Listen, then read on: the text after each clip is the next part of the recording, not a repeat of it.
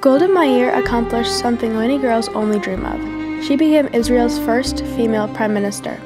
Meir encountered a different path, one that no other girl had ever taken before, and because of that, Meir changed Israel. Meir explored solutions to make other Jewish lives better, and being Jewish herself, she knew something had to change. The love she had for her country encouraged her to exchange this love for a better Israel. Meir had a challenging youth. At the young age of 4, she watched her father and another man board up the doors to their apartment building in order to protect their families from the pogroms. Pogroms were riots whose purpose was to massacre or to persecute a specific ethnic or religion group, particularly Jews. To Meir, this was troubling because all they could do was board up the doors and hope for the best. Recalling a story from the book Golda Meir by Lori Meek, page 31, Meir and her friend were playing on a quiet little street when a group of Cossacks on horses came trotting down the street and instead of going around them, leapt right over Meir and her friend. This scared her and left a lasting impression of how she was treated and the lack of control that she had that stayed with her forever. Later in the text, Meek mentions that during the last few years that Meir lived in Ukraine, she lived in a town called Pinsk. Her house was right next to the police station, so she often heard the yelling of people the police caught. Hearing these heated exchanges often caused her to fear for her life. Even though many of the experiences that Golda Meir had in her childhood were negative, not all of them were. Meek mentioned that when Meir was a young girl, she took part in many groups and organizations to help people. Meir gained valuable experiences by running her own businesses. In primary school, she started a program to sell textbooks to make money, and she continued that business throughout her school years. Her successful business allowed her to take on responsibility and a leadership role. Golda enjoyed being a leader because being in charge allowed her to be in control and nobody could change her actions. Golda Meir's many encounters as a child were directly because she was Jewish. According to Golda Meir's obituary in the New York Times newspaper, Meir was once asked about her childhood and why she became prime minister.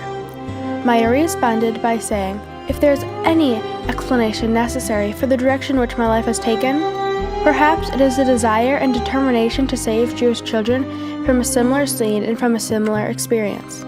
Meir used her experiences to her advantage when she became prime minister. The troubles Jewish families had experienced when she lived in Ukraine were something she wanted to work to prevent. Meir gained a lot of experience in leadership through the group she was involved with. As Meir got older, she became an active member of the Zionist group, a group that was formed to re-establish and keep the Jewish religion in existence. She became a teacher at a Yiddish-speaking school, and throughout teaching became closer with the Zionism group at the school. She met her husband Morris Meyerson at the school, and they later moved to Palestine to become part of the Kibbutz group. The Kibbutz group was based in Israel and focused on rebuilding Israel through concentrating on agriculture and the land. Meir had pride in all of the groups and organizations she was part of and often boasted about the various groups she belonged to. For years and years, Israel was viewed as a war zone, and Meir was not going to settle for that to be the image of her land. When Meir became prime minister, she thought Israel could be so much more, and she was not the only one who thought this. In an interview, someone asked an Israeli soldier why he fought so hard for this place. The Israeli soldier replied with, "Because I wanted to live. I wanted to live a Jew." As prime minister, Golda Meir was willing and able to fight for the people of Israel. Golda Meir's influence on the people, land, and culture of Israel created a lasting impression. Meir used her experiences and struggles of growing up Jewish to motivate her to become prime minister.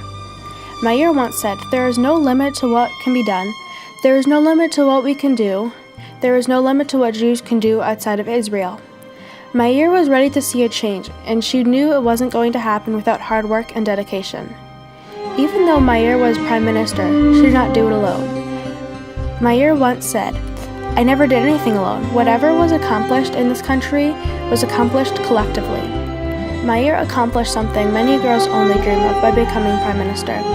Her leadership changed not only the physical land of Israel, but also empowered the people of Israel to stand up for what they believed in.